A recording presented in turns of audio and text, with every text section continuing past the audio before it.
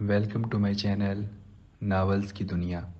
آپ کے سامنے ناول عشق جنون کی دوسری قسط پیش کی جا رہی ہے۔ رات 2 بجے اسے ماں کی پیار بھری ڈانٹ سنائی دی۔ دانی، تم ابھی تک جاگ رہے ہو؟ سو جا پتر، صبح کام پر بھی جانا ہے۔ جی ماں، سو تو رہا تھا، آپ نے آواز دے کر جگا دیا۔ اس نے صریحاً جھوٹ بولا۔ چل بے شرم، مجھے بے وقوف بنا رہا ہے، ماں ہوں تمہاری۔ اس بار جواب دینے کی بجائے اس نے کروٹوں کے تسلسل کو روک دیا جو اس کے جاگنے کا راز افشاں کر رہے تھے، اور جاگتی آنکھوں سے صالحہ کو دلہن کی روپ میں دیکھنے لگا۔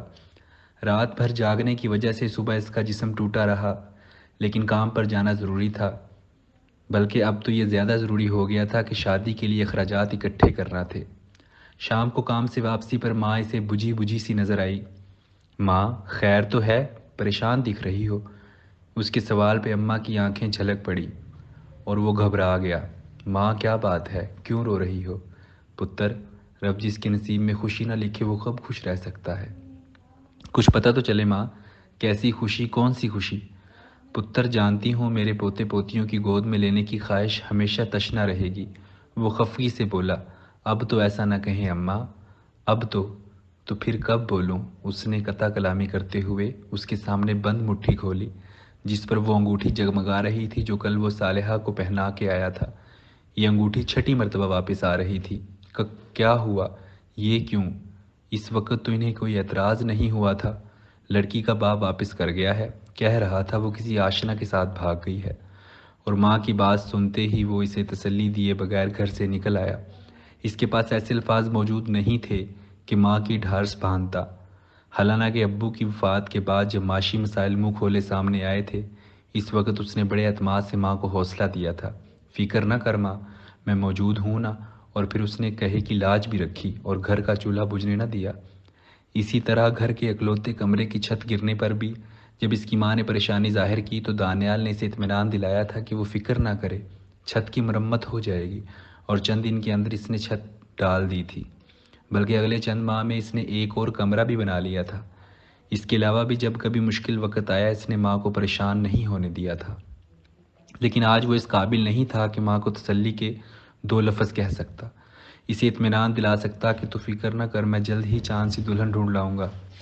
اس مسئلے میں وہ مجبور و بے بس تھا۔ وہ ایسے سپنے تو دیکھ سکتا تھا جس میں چاند سے بھی روشن چہرے کی لڑکی اس کی دلہن بنتی، مگر حقیقت میں تو توا رخ بنو بھی اس کے نصیب میں نہیں تھی۔ وہ رات گئے تک سڑکوں پر آوارہ پھرتا رہا۔ ایسا اس کے ساتھ چھٹی بار ہو رہا تھا کہ منگنی کی انگوٹھی کسی تھپڑ کی طرح اس کے منہ پہ مار دی گئی تھی۔ اس کے دل و دماغ میں عجیب حسرت اور دکھ بھرا ہوا تھا۔ ایک جوان مرد کو عورت کی اتنی ہی چاہت ہوتی ہے، اتنی ہی حاجت ہوتی ہے جتنی اسے کھانے پینے کی ضرورت ہوتی ہے۔ جسمانی تقاضا ایک جوان مرد کو کس طرح بے حال کرتا ہے، اس کا اندازہ لگانا کسی بھی باشعور کے لیے مشکل نہیں۔ گھر واپسی پر اسے ماں جاگتی ملی۔ وہ جیسے ہی چارپائی پر لیٹا وہ چراغ کے جن کی طرح نمودار ہوئی۔ پتر، کھانا گرم کر دوں؟ باہر سے کھا کر آیا ہوں ماں، اس نے صریحاً جھوٹ بولا، اور ماں بغیر ضد کیے لوٹ گئی۔ اگلے دن کام سے واپسی پر اس کے قدم چچا خیردین کی بیٹھک کی طرف بڑھ گئے۔ لوگ ہر قسم کے مسائل اس سے بیان کرتے تھے۔ دانیال نے بھی اسے اپنے دل کا دکھڑا سنانا مناسب سمجھا۔ جوان، جب گھر میں روٹی پکانے والی موجود نہ ہو بندے کو بازاری کھانا کھا لینا چاہیے، مقصد تو بھوک مٹانا ہی ہوتا ہے نا۔ ساری بات سنتے ہی اس نے اطمینان سے مشورہ دیا۔ کیا مطلب؟ آپ کہیں میرا مطلب ہے؟ بالکل میرا یہی مطلب ہے برخوردار، آخر انہوں نے بھی تو پیٹ بھرنا ہے اور تعاون سے کام چلتا ہے، انہیں روزی ملے گی اور تمہیں روزی نہ۔ مگر میں اس سے پہلے وہ ہلکایا۔ ہاں، مگر ہر کام کی کوئی نہ کوئی شروعات تو ہوتی ہے، یاد رکھو یہ نہیں کرو گے تو شاید نفسیاتی مریض بن جاؤ گے۔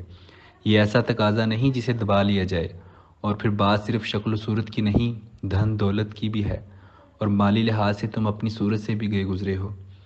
اس نے پوچھا، ایسی لڑکی ملے گی کہاں؟ کیونکہ خیردین سے متفق ہونا اس کی مجبوری تھی۔ ایسے کئی محلے ہیں جہاں دن رات یہ کاروبار شروع ہے۔ کیا انہیں میری رنگت پر اعتراض نہیں ہوگا؟ ہاں ہاں ہاں، چچا خیردین کا کہکا کافی بلند تھا۔ پاگل، دکاندار بھی کبھی گاہک کی شکل و صورت پر معترض ہوا ہے؟ چچا خیردین کی بات اس کی عقل میں آ گئی تھی، اور پھر اگلے دن اس کے قدم ایک ایسے ہی محلے کی طرف اٹھ گئے جس کے بارے اس نے پہلے کئی دفعہ سن رکھا تھا، لیکن کبھی جانے کا اتفاق نہیں ہوا تھا۔ آجا بابو، محلے کے پہلے مکان کے دروازے پر کھڑی بوڑھی دلالہ نے اسے اندر آنے کی ترغیب دی اور وہ جھجکتے ہوئے اندر داخل ہو گیا۔ چل نکال 1000 روپے، اس کے اندر داخل ہوتے ہی اس نے مطالبہ کیا۔ مگر میرے پاس تو صرف یہ ہیں۔ اس نے 400 کے بقدر مڑے تڑے نوٹ جیب سے نکالے۔ چلو پہلی مرتبہ آئے ہو، کوئی بات نہیں، آئندہ خیال رکھنا۔ دلالہ نے نوٹ اس کے ہاتھ سے چھین لیے، اسے ایک کمرے کی طرف دھکیلا۔ وہ جھجکتے ہوئے کمرے میں گھس گیا۔ عجیب قسم کی بدبو پھیلی تھی وہاں۔ اس کا جی متلانے لگا۔ اس نے کمرے کا سرسری جائزہ لیا۔ کمرہ ہر قسم کے سامان سے عاری تھا، صرف درمیان میں ایک مسہری پڑی تھی جس پر ایک پختہ عمر اور درمیانی شکل و صورت کی عورت براجمان تھی۔ اس نے چہرے پر ضرورت سے زیادہ سرخی پاؤڈر تھوپا ہوا تھا۔ طوائف نے گہری نظروں سے اس کا جائزہ لیا، مگر اس کے چہرے پر کوئی ایسا تاثر نہ ابھرا جنہیں وہ نفرت یا کراہت کا نام دے سکتا۔ وہ چند لمحے اسے گھور گھور کر دیکھتا رہا، مگر قریب جانے کی جرت نہ کر سکا۔ عورت کا یہ روپ اس کے لیے بالکل نیا تھا۔ وہ جو ساری رات اس جنس کے قرب کی خواہش میں کروٹیں بدلتا رہتا، اس وقت اپنے اندر کوئی ایسی تحریک پیدا نہ کر سکا۔ اس کے برعکس اسے ایک قسم کی نفرت محسوس ہوئی اور بھاگتے ہوئے وہاں سے باہر نکل آیا۔ ارے بابو، کہاں بھاگے جا رہے ہو؟ بوڑھی دلالہ اسے مخاطب ہوئی، مگر وہ سنی انسنی کرتا ہوا اس مکان اور پھر اس محلے سے بھی نکل گیا۔ دوسری طرف مسکان کی خوبصورتی میں کوئی کلام نہ تھا، لیکن فریحہ آتے ہی یونیورسٹی بھر کے لڑکوں پر چھا گئی۔ وہ گویا 14ویں کا چاند تھا جو تمام تاروں کو مانند کر دیتا تھا۔ وہ چاندنی لحاظ سے حماد کی ہم پلہ تھی۔ اس کا والد بینک میں کیشیئر تھا اور خاندانی منصوبہ بندی کا قائل تھا۔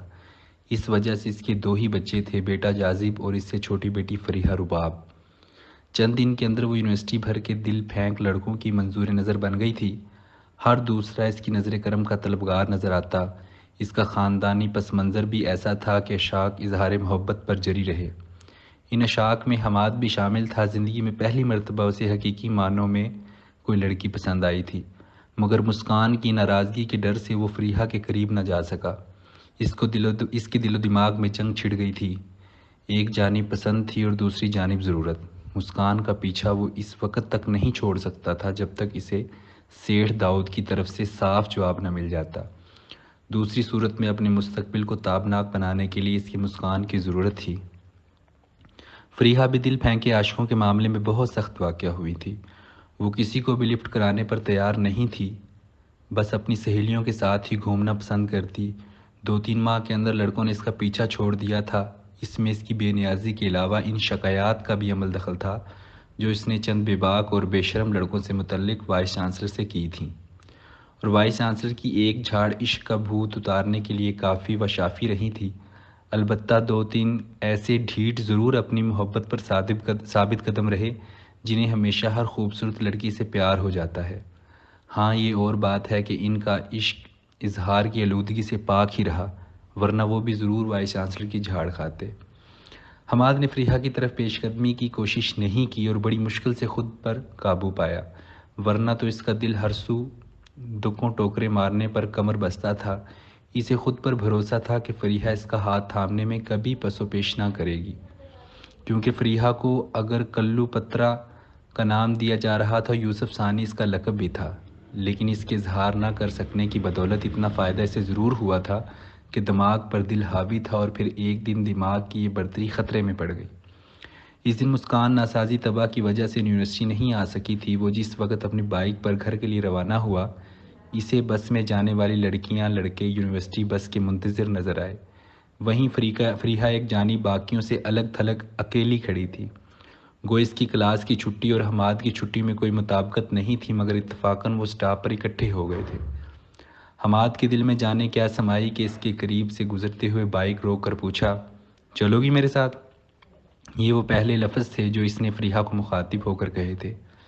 اسے 100% یقین تھا کہ وہ انکار کر دے گی، اور وہ اس بات کے لیے ذہنی طور پہ تیار بھی تھا۔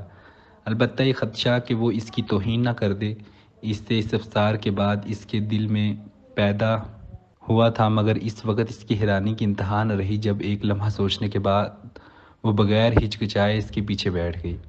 خوشبو کے حلے حماد کو بے خود کر گئے تھے۔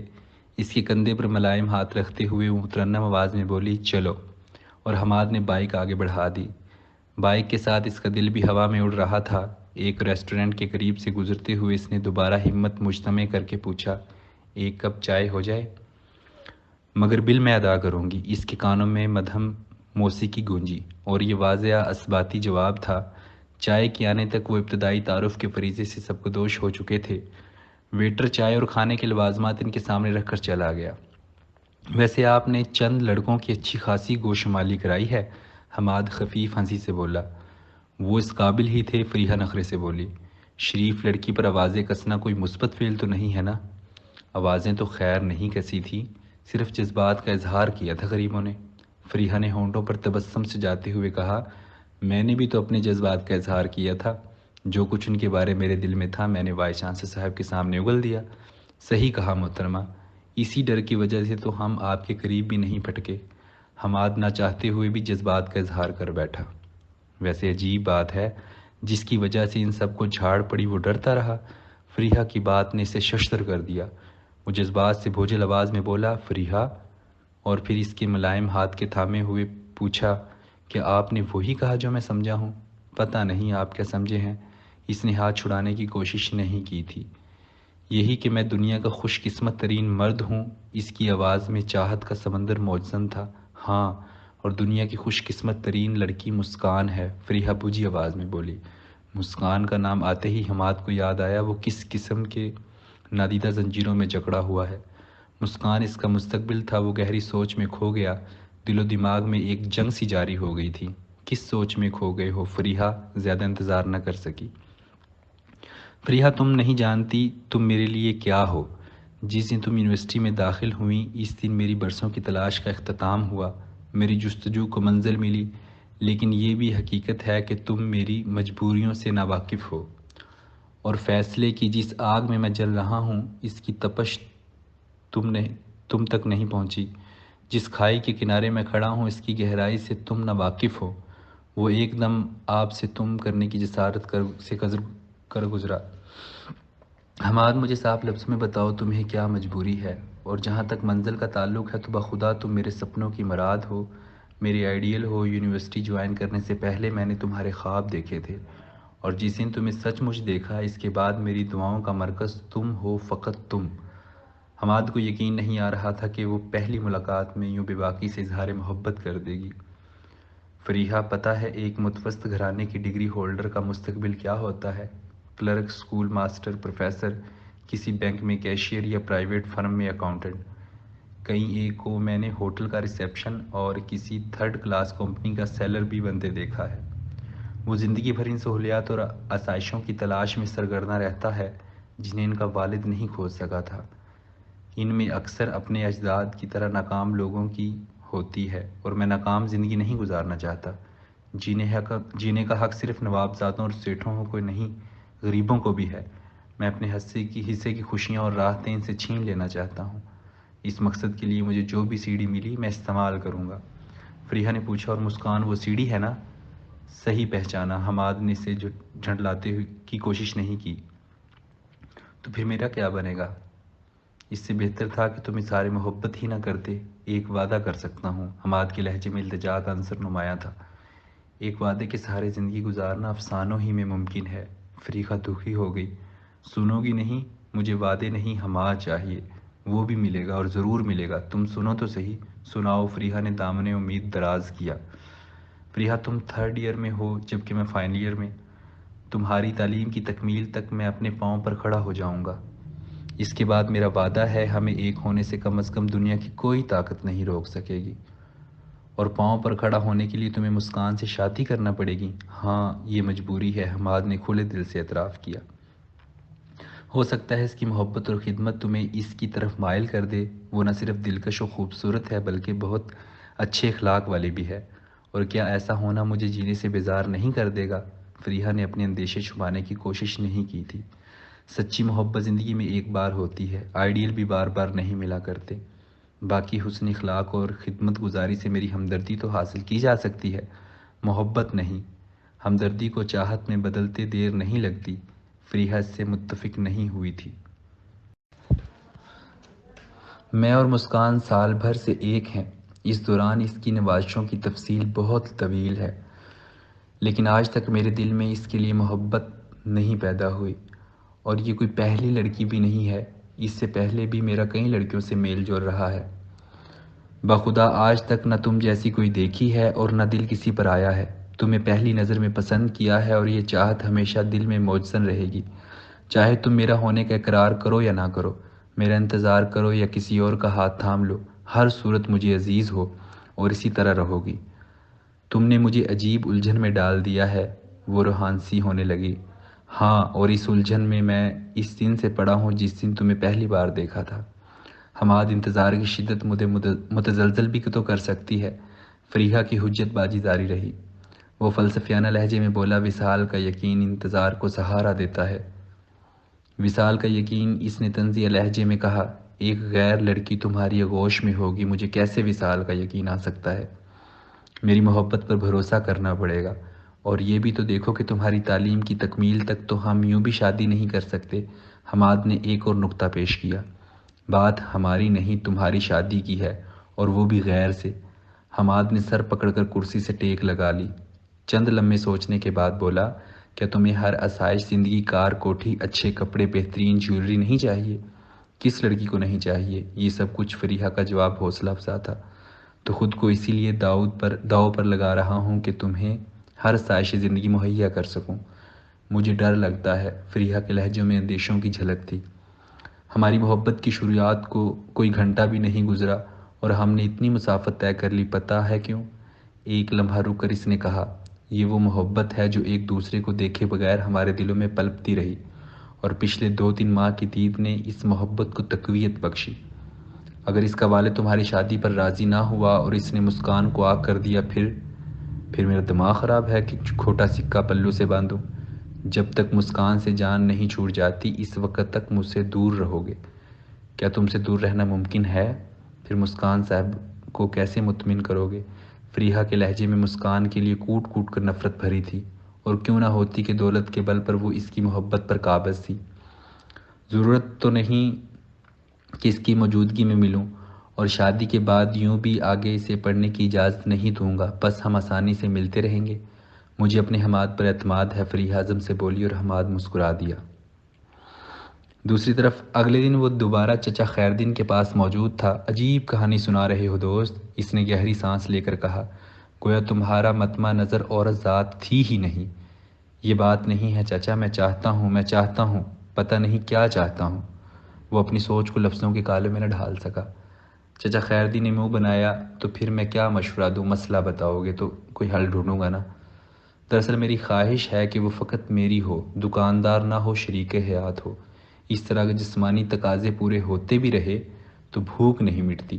اور پھر دوستوں سے یہ سنا ہے کہ ایسی عورتیں مختلف قسم کے موذی امراض کی پوٹ ہوتی ہیں۔ یہ نہ ہو کوئی لا علاج مرض چمٹ جائے، اور سب سے بڑھ کر آخر کب تک یہ پالتو خرچ برداشت کروں گا؟ برخوردار، باتیں تو سمجھداری کی کر رہے ہو، اور میری نظر سے یہ بھی اوجھل نہیں تھی۔ فقط تمہارا مسئلہ سمجھنے میں غلطی ہوئی ہے۔ بہرحال اب مسئلہ سمجھ آ گیا ہے، تمہیں دولت حاصل کرنا پڑے گی، اچھی خاصی دولت، تب رشتہ ملے گا۔ چچا دولت تو ہر کسی کا مسئلہ ہے، کیا غربت کی شادی نہیں ہوتی اور ساری دلہنیں دولت والوں کے حصے میں آتی ہیں؟ ہوتی ہیں، کیوں نہیں ہوتی، مگر اس میں رشتہ داری، پیار، محبت، فٹا سٹا اور اس طرح کی وجوہات کا کار فرما ہوتا ہے۔ جبکہ تمہارا نہ تو کوئی قریبی رشتہ دار زندہ ہے، نہ بہن کہ جس کے بدلے شادی کر لو۔ جہاں تک تعلق ہے پیار محبت کا، تو تم خود اچھی طرح واقف ہو، وضاحت کی ضرورت نہیں۔ پر دولت آئے گی کہاں سے؟ مزدوری کر کے تو میں دولت مند بننے سے رہا۔ شاید ایک ٹیٹی تمہارے لیے کافی ہو، بلکہ تم تو چھری چاقو سے بھی کام چلا لو گے، اچھے خاصے جاندار ہو۔ میں سمجھا نہیں، یہ کراچی ہے میاں، دن کو مزدوری کرو، رات کو اوور وقت لگاؤ۔ اس کی آنکھوں میں ہنوز حیرانی دیکھ کر چچا خیردین نے مزید وضاحت کی، یار روزانہ ڈکیتی کی کتنی وارداتیں ہوتی ہیں، تم بھی قسمت آزمائی کر لو۔ یعنی آپ کا مطلب ہے میں لوٹ مار شروع کر دوں؟ اس کے علاوہ تمہارے پاس کوئی رستہ بھی نہیں؟ باقی غور کرو تو پاکستان میں جس کا داؤ چلتا ہے وہ لوٹ مار سے باز نہیں آتا۔ حکمران، وڈیرے، چودھری، پولیس جسے دیکھو اس کام میں پیش ہیں، تو پھر تم کیوں نہیں کر سکتے؟ چچا خیردین نے اسے حجت بازی کے قابل نہیں چھوڑا تھا۔ وہ ایک عزم لے کر وہاں سے اٹھ آیا۔ دوسری طرف کمانی دار چاقو جیب میں ڈالے وہ کافی دیر سے سنسان گلی میں ٹہلتے کسی اکیلے شخص کا منتظر تھا، اور پھر اسے اپنا مطلوبہ آدمی نظر آیا۔ وہ اجلت میں دکھائی دیا تھا۔ سٹریٹ لائٹ کی روشنی میں سے دور سے دیکھتے ہی دانیال نے چاقو ہاتھ میں پکڑ لیا۔ اس کے قریب پہنچتے ہی اس نے کہا، رکو، ہاتھ اوپر اٹھاؤ۔ اس کی آواز کی لرزش واضح تھی کہ وہ پہلی مرتبہ یہ کام کر رہا تھا، مگر اس آدمی کا رد عمل دیکھ کر دانیال کو ایک کونا اطمینان ہوا۔ وہ تھر تھر کانپنے لگ گیا تھا۔ جناب، میں غریب آدمی ہوں۔ خاموش، اس نے کڑک کر قطع کلامی کی۔ جو کچھ جیب میں ہے باہر نکالو۔ اس بار وہ اپنے لہجے میں اعتماد پیدا کرنے میں کامیاب ہو رہا تھا۔ اس نے ایک پرانا سا بٹوا نکال کر دانیال کی طرف بڑھا دیا۔ موبائل بھی ادھر دو، دانیال نے اگلا حکم دیا۔ اس نے لرزتے ہاتھوں ایک سستا سا موبائل بھی اس کی جانب بڑھا دیا۔ اب بھاگو یہاں سے، دانیال نے دمنگ لہجے میں کہا، اور وہ چہرے پر حسرت و لاچاری کے تاثرات لے کر چل پڑا۔ دانیال نے بٹوا کھول کر دیکھا، اس میں 1600 کے بقدر رقم موجود تھی۔ اگر وہ موبائل 500-600 کا بھی ہوتا تو 2000 کے قریب رقم اس نے پہلی واردات میں حاصل کی تھی، اور یہ کام اسی رفتار سے جاری رہتا تو جلد ہی وہ دولت مند بن سکتا تھا۔ اس سوچ نے اسے صرف ایک لمحے کے لیے خوش کیا، اور اس کے ساتھ ہی دانیال آنکھوں میں اس ادھیڑ عمر شخص کی حضرت ذرا صورت گھوم گئی جسے تھوڑی دیر پہلے ہی وہ لوٹ چکا تھا۔ سٹریٹ لائٹ کی روشنی میں نظر آنے والے اس کے چہرے تاثرات یقیناً بھلانے کے قابل نہیں تھے۔ پھر جانے اس کے دل میں کون سے جذبے نے سر ابھارا کہ وہ اس کے تعاقب میں بھاگ دوڑا، اور چند منٹ بعد ہی اسے جا لیا۔ بھاگتے قدموں کی آواز سن کر اس نے مڑ کر دیکھا۔ دانیال کو پہچانتے ہی اس کے چہرے پر گھبراہٹ کے آثار نمودار ہوئے۔ کہاں جا رہے تھے؟ اس کے قریب رک کر دانیال نے ہانپتے ہوئے پوچھا۔ ڈاکٹر کے پاس۔ کیوں؟ گھر والی بیمار ہے۔ اچھا، یہ لو۔ دانیال نے بٹوا اور موبائل اس کی جانب بڑھایا۔ شکریہ جناب۔ اس نے جھجکتے ہوئے دونوں چیزیں تھام لیں۔ اس کے چہرے پر حیرت کے تاثرات واضح تھے۔ دانیال کی اپنی جیب میں بھی اس وقت چند 100 روپے پڑے تھے، جو وہ اس کی طرف بڑھاتے ہوئے بولا، یہ بھی رکھ لو۔ جی، وہ گھبرا گیا تھا۔ کچھ نہیں یار، تمہیں ضرورت ہے بیوی کا علاج کراؤ۔ یوں بھی بیویاں قسمت والوں کو ملتی ہیں، اسے کچھ ہو گیا تو شاید دوسری نہ ملے۔ دانیال نے پیسے زبردستی اس کے ہاتھ میں پکڑائے اور واپس مڑ گیا۔ یہ بہت مشکل کام تھا، اپنے جیسے غریبوں کا خون چوسنا اس کے بس سے باہر تھا۔ دوسری طرف فریحہ اس کے دل و دماغ پر چھا گئی۔ یہ پہلی لڑکی تھی جس پر اس نے بے دریغ رقم لٹائی تھی، اپنا جیب خرچ اور مسکان سے ملنے والی رقوم بھی۔ فریحہ بھی اپنے وعدے پر قائم تھی۔ اچھے خاصے دولت مند اور متمول خاندان سے تعلق رکھنے والے لڑکوں کی پیش قدمی کو اس درخار اعتنا نہیں سمجھا تھا۔ دونوں چھپ کر ملتے تھے، زیادہ تر ان کا رابطہ موبائل پر ہوتا۔ یوں بھی ہوتا کہ یونیورسٹی گارڈن کے ایک کونے میں فریحہ بیٹھی ہوتی اور دوسرے کونے میں حماد، اور دونوں موبائل فون پر مصروف گفتگو ہوتے۔ ان کی اس احتیاط پسندی کا یہ فائدہ ہوا کہ کسی کو بھی ان کے مابین تعلقات کا علم نہ ہو سکا۔ اتوار کو وہ اکٹھے لنچ کرتے۔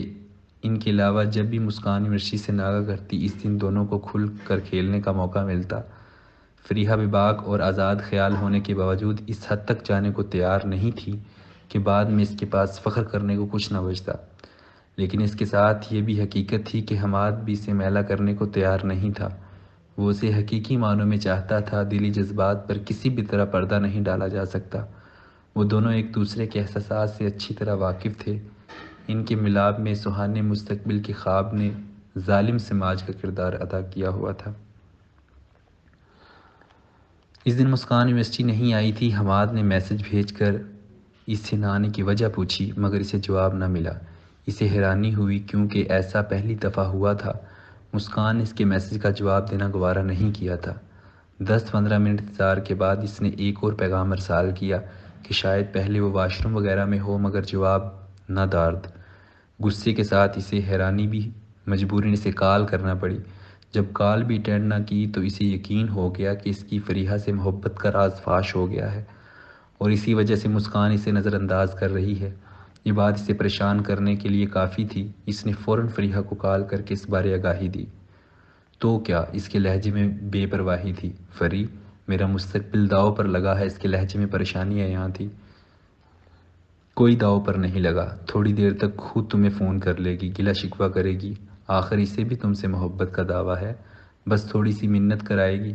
تجدید و وفا کے وعدے وعید اور بس کہہ دینا یوں ہی میرے ساتھ بیٹھ کر لنچ کر لیا تھا، اور کسی کے ساتھ بیٹھ کر کھانا کھانے کا مطلب یہ نہیں ہوتا کہ اسے محبت ہو گئی، الٹا اسے مطعون کرنا تاکہ تم پر شک کرتی ہے اور کسی دوسرے کے کہنے پر تمہیں اتنا بڑا الزام دے رہی ہے، دیکھنا تمہاری منت سماجت شروع کر دے گی۔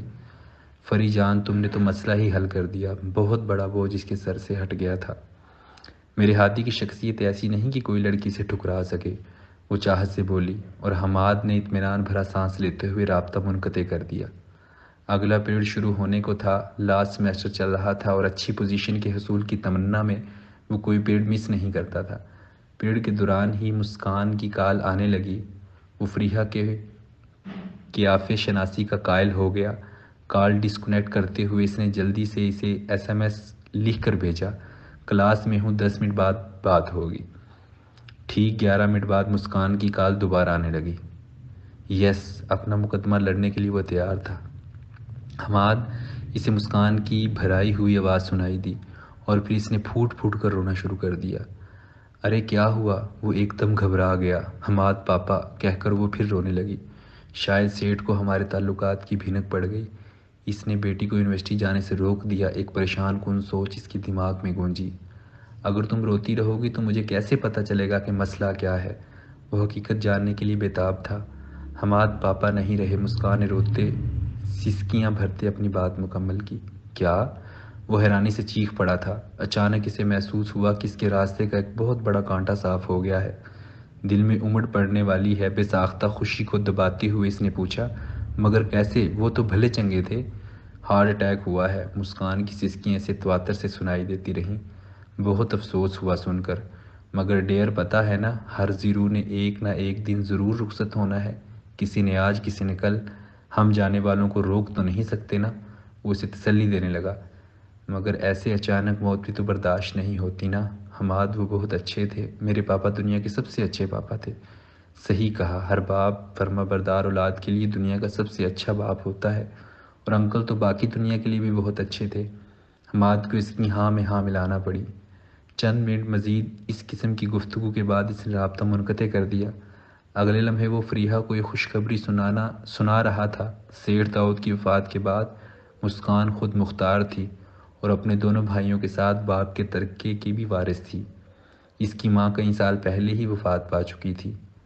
بڑی خوشی ہو رہی ہے مسکان کو پانے کی۔ فریحہ نے اس کی خوشی کا الٹا مطلب لیا۔ اف فری، اس نے سر پیٹ لیا، ہر وقت الٹی سوچ تمہاری کھوپڑی میں پلتی رہتی ہے۔ یہ مسکان کو پانے کی نہیں، منزل کے قریب ہونے کی خوشی ہے، اور منزل کے حصول ہی میں میری جان فری کا ملاپ مضمر ہے۔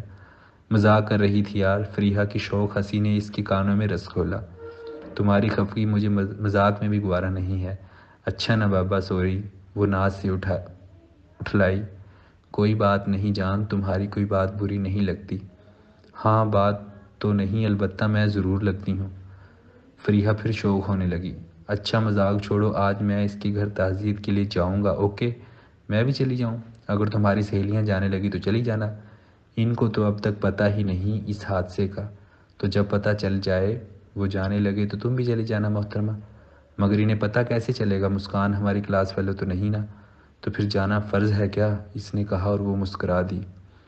تو امیروں کو لوٹو، ان کے پاس کافی رقم ہوتی ہے۔ چاچا خیردین نے ہار نہیں مانی تھی۔ پر کیسے؟ میرے پاس کوئی گروہ تو ہے نہیں کہ انہیں لوٹ سکوں، دانیال حیرانی سے بولا۔ بہت آسان ہے، کسی سیٹھ کے بچے کو اغوا کر لو، یوں بھی اسکول چھٹی کے وقت کافی رش ہوتا ہے۔ پکڑا گیا تو جان سے جاؤں گا۔